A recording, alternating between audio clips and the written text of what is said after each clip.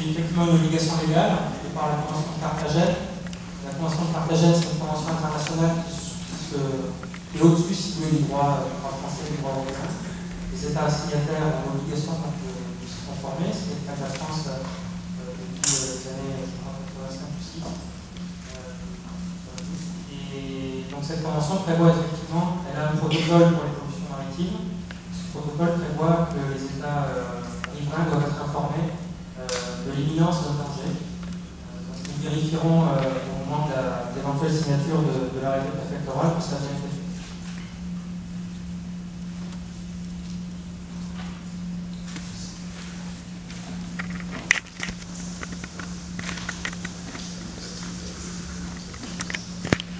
Oui, bonjour. Compte tenu de la gravité du... Patrick Monnier de Mayorie Nature Guyane. Compte tenu de la gravité du problème et de l'inquiétude que ça génère, moi je voudrais savoir si ce soir il y a un représentant de la préfecture dans la salle.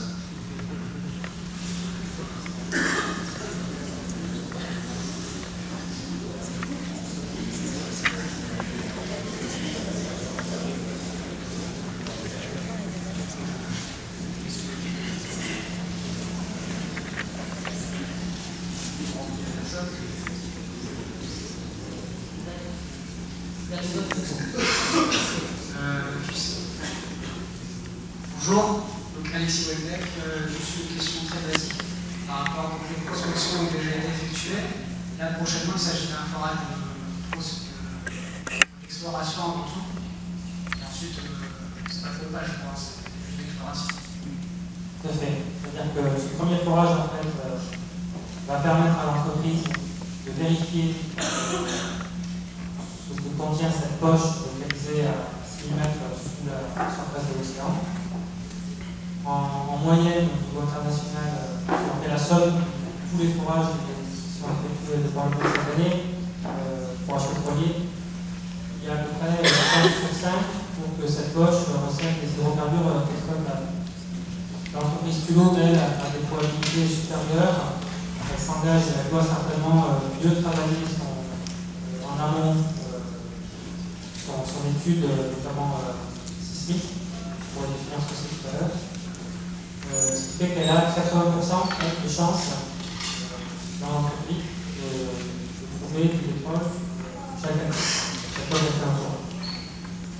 Une fois, partant du principe que du forage sera trouvé, du pétrole sera trouvé, ça sera la fin d'un premier renouvellement de son terme de recherche. Elle devra par la suite demander un second renouvellement pour peut-être 4 ans de plus, qui lui permettra de déterminer la taille de la poche et sa localisation précise. Ça, elle ne pourra le faire qu'en faisant d'autres forages. On peut imaginer qu'elle en fera peut-être 4 ou 5 supplémentaires avec des points stratégiques qui lui permettront, un peu comme une toile d'araignée, de déterminer donc l'étendue de la poche. Une fois qu'elle aura terminé ça, elle pourra demander un permis d'exploitation. C'est le code minier en fait. Ces aspects-là. Et ce forage, dans le cadre d'un permis d'exploitation, pourra lui permettre de produire du brut. Cette question, pour ce brut devra lui-même être raffiné dans une raffinerie pour être après utilisé comme combustible.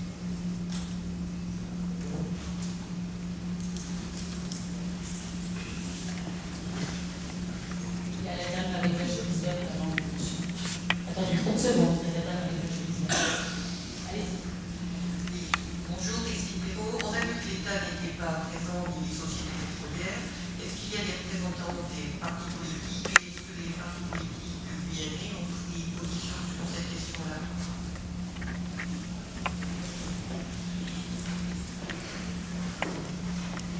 C'est la parole de la députée qui travaille sur cette question.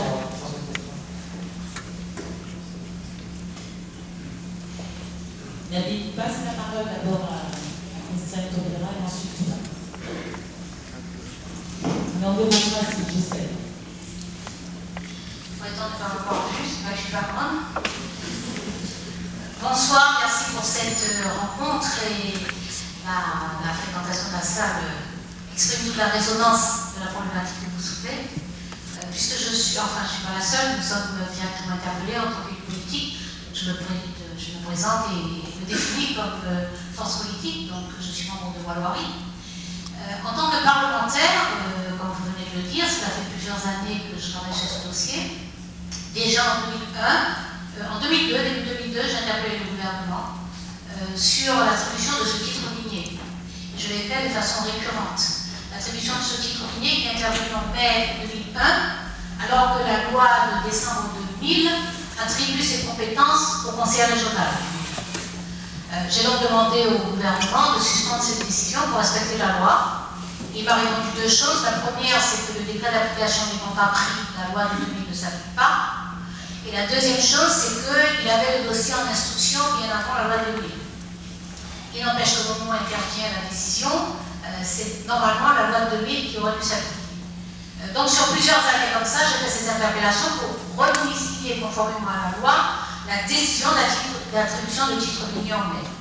En 2007, j'ai interrogé le gouvernement sur la campagne sismique